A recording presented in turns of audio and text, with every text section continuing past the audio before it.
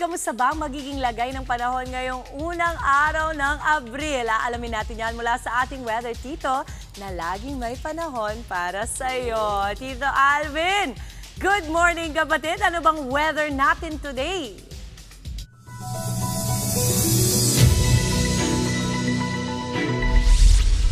Good morning Mama Dims at good morning mga kapatid. Ngayong unang araw nga ng Abril, mas mababawasan pa yung ating mga pag-ulan at mas mararamdaman pa natin ang panahon ng tag-init.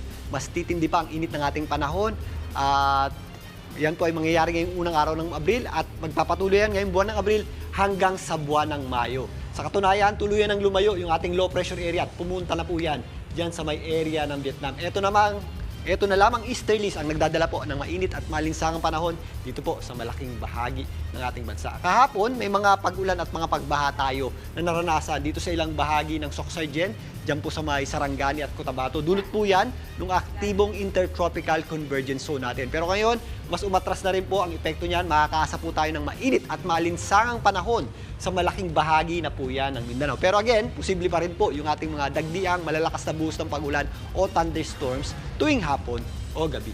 Nabawasan na rin yung epekto ng ating trough o yung extension ng ating low pressure area dito sa Western Visayas na nagpabaha naman sa ilang bahagi ng Negros, dyan po sa may area ng Dumaguete. Pero ito, since lumalayo na po ito, mas maaliwalas na po ang panahon natin dito po sa area ng Western Visayas at malaking bahagi na rin po ng Visayas, kasama na po dyan ang Palawan. Kung may mga pag-ulan tayo, ito po ay mga isolated na lamang na kadalasang nangyayari tuwing hapon at gabi.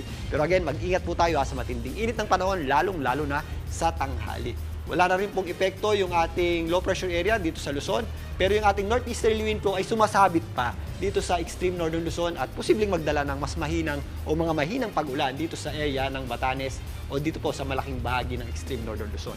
Ang malaking bahagi ng Luzon, kasama na po dyan ang Metro Manila, ay patuloy pong makakaasa ng matindi at mainit ng panahon ngayong tanghali. Pero again, pagsapit ng hapon, kung mapapansin nyo, mas nagiging maulap yung ating panahon, medyo breezy yung condition at possible po yung mga isolated na may hinang pag-ulan.